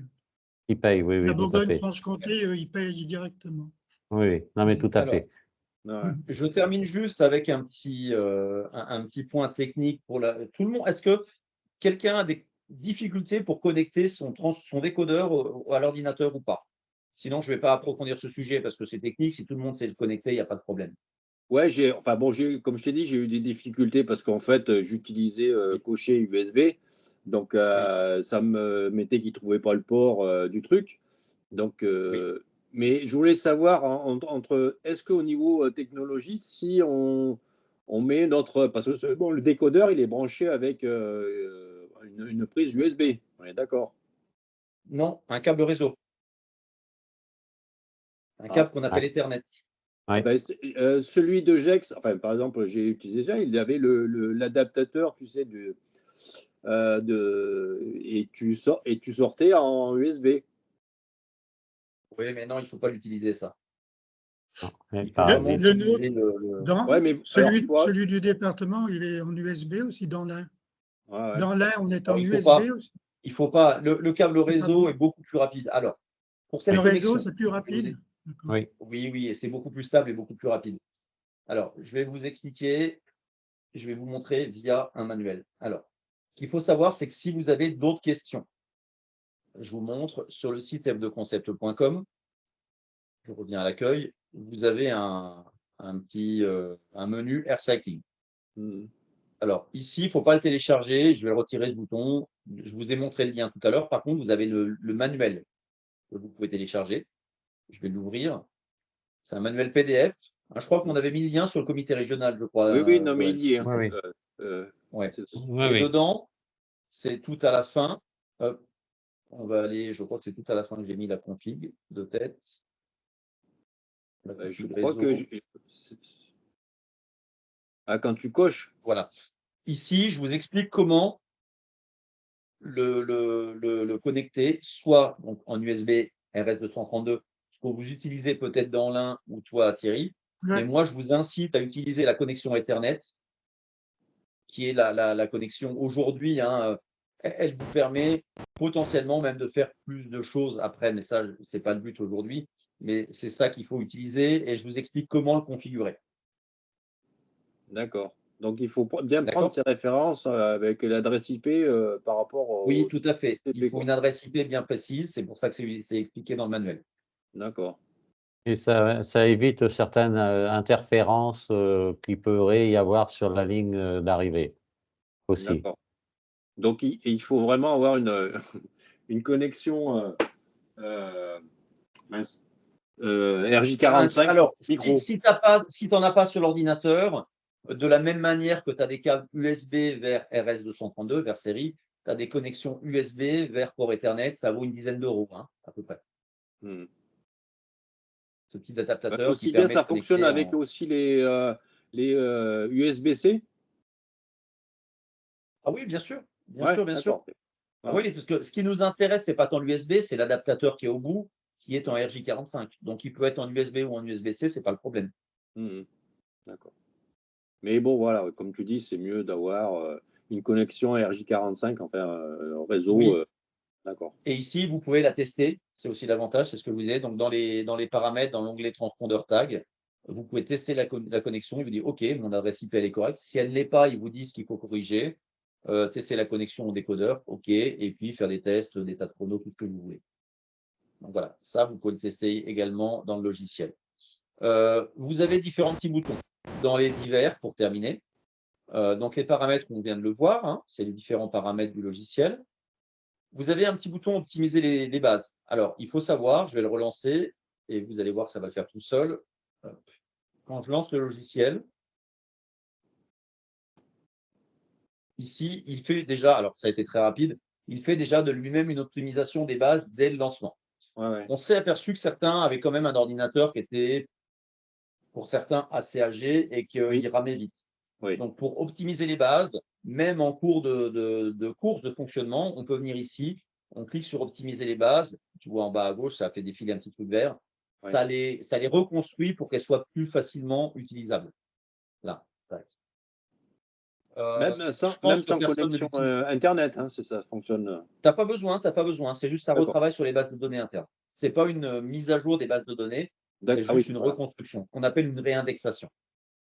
Ça permet de changer le langage, mais vous n'avez pas besoin. Et ça permet d'afficher ou pas, en plus, un menu, gestion des courses. Et vous retrouvez les mêmes fonctions, mais sous forme de menu, à la place des boutons. Bon, c'est plus facile graphiquement comme ça. Et c'est tout. On a fait le tour de tout le logiciel. Mhm. Donc, vous savez, je le reprends maintenant. Donc, là, je suis dans une course. Alors, je vais la fermer. Regardez en bas à gauche, dans ma barre, comme la barre de tâche, j'ai rien affiché. Si j'ouvre une course, elle est affichée toujours dans ma barre de tâches. Donc, je sais dans quelle course je travaille. D'accord?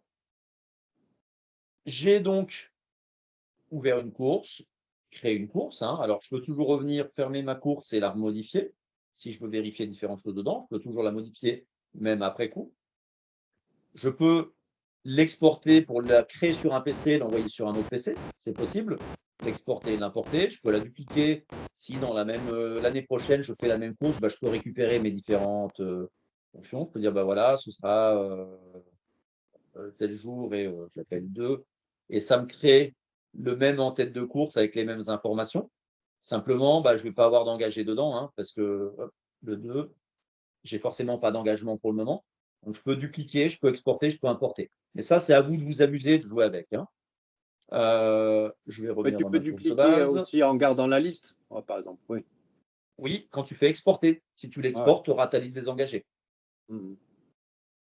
Donc, j'ai fait des engagements. Donc, j'engage des coureurs, je les modifie, je les déplace, j'en rajoute.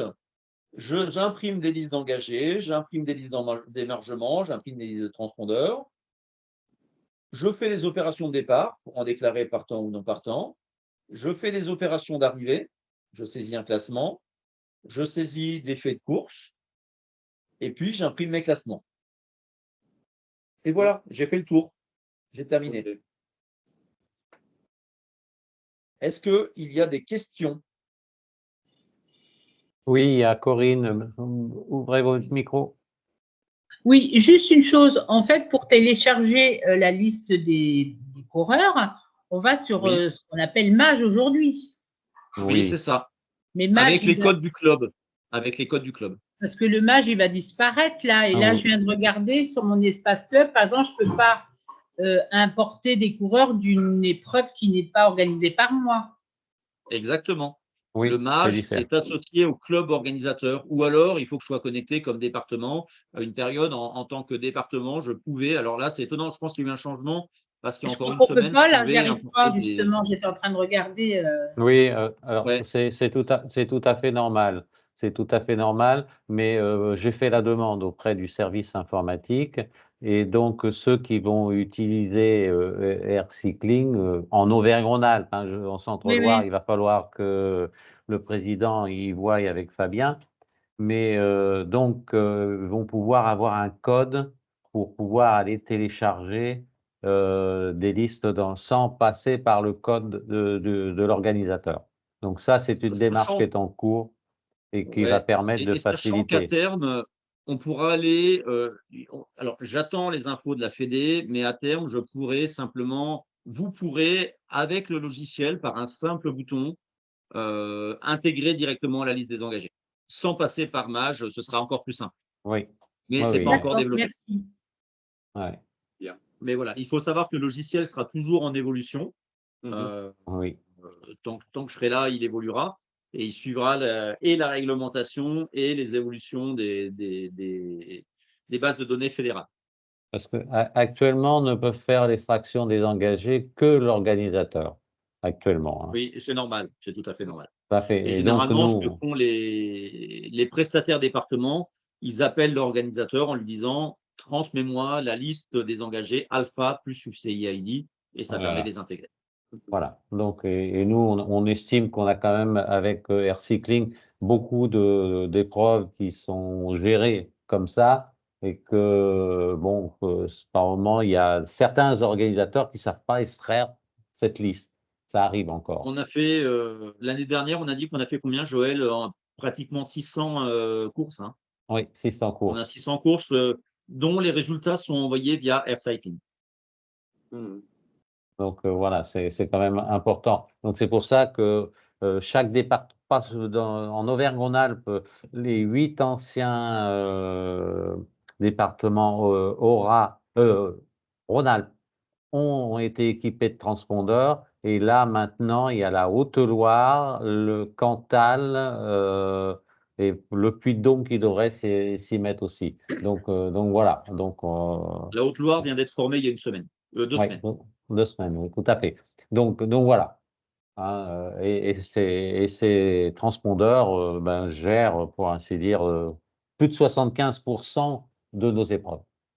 Et les derniers qu'ils ont acheté les transpondeurs, c'était des nouveaux transpondeurs, puisque Oui, ce que l'on a, il mais qui n'existe plus. fonctionnent exactement pareil. C'est des nouveaux, c'est ce qu'ils appellent les RF. Vous avez les RC, eux, ils ont les RF ou RFI. C'est ce que vous avez aussi en Loir-et-Cher, d'ailleurs. Vous avez les RF. Hein. Ça marche exactement pareil. Enfin, c'est pareil, simplement l'antenne est un peu différente. Mais Ouais. ça fonctionne exactement de la même manière. Et ils Est-ce mettent qu'ils ça sont sur la fourche ou compatibles? sur le haut-banc? Eux, ils mettent ça sur la fourche avant. Ouais. C'est pas les mêmes. Ah oui.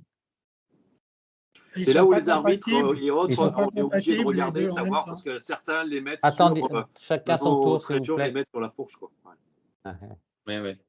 Ouais. Jean-Pierre. Oui, je dis, ils sont pas compatibles les deux en même temps. Non, DRC, RS. non. Non, c'est ça.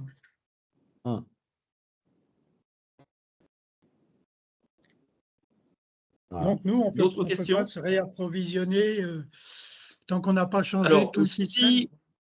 si quelqu'un aujourd'hui, alors les RC, il en reste des stocks quand même pas mal. Moi, je connais même quelqu'un qui revend décodeurs et transpondeurs. Je crois 200, 250 transpondeurs, décodeurs, antennes, tout. En ancien et nouveau modèle, il a les deux. Enfin, c'est une personne qui est décédée il y a quelque temps et sa femme revend tout. Voilà, il y a des coûts à faire si des gens veulent les acheter ou si un comité veut les acheter. Et puis sinon, ITS Chrono, je crois, ou en tout cas Chronelec a encore quelques stocks de Ouais. transpondeurs RC. Alors, l'avantage des RC, malgré tout, par rapport aux RF, c'est que dans les RC, la pile est interchangeable. Vous pouvez la changer. Dans les RF, la pile ne peut pas être changée. Ah oui, c'est ça, ouais. Non, Cédric, Et la durée du DRC, pareil. DRC, ils en ont plus. Je leur ai demandé, il m'a dit qu'ils en avaient plus. Ils en fabriquaient plus, ils en avaient plus. Si tu Moi, si besoin, Cédric, je sais en trouver. Hein. Si tu peux nous en trouver, nous, au comité de l'Ain, on en serait intéressés. Oui, mais je peux en trouver. Il faudrait m'envoyer un petit message demain. En plus, je suis en télétravail, il faut m'appeler demain et puis moi, je vous donne toutes les coordonnées. Oui, ben, ça nous intéresserait. Ouais. Parce qu'on commence à en manquer, comme on ne peut pas se rapprovisionner, on en perd un petit peu tous les ans. Ouais. Et puis Jean-Pierre, aussi ton boîtier de communication avec ta boucle, ton câble coaxial, il est le câble blanc, le coaxial qui vaut cher. Je sais, ouais, ça vaut cher, mais comme il Ça est abîmé. Autour de 300 € ça coûte à peu près. C'est ça, c'est ça. C'est le câble avec l'interface au bout. Bon. C'est ce qu'on appelle le câble d'auto-accord. C'est ce câble-là. Je vais arrêter l'enregistrement. Je pense que c'est bon pour l'enregistrement. C'est celui-là, Ouais, pour moi, c'est très bien. J'espère que ça a été compréhensible. Très bien. Oui. Très intéressant. Très intéressant. Très bien. Très bien. Merci, Bon, oui, eh bien,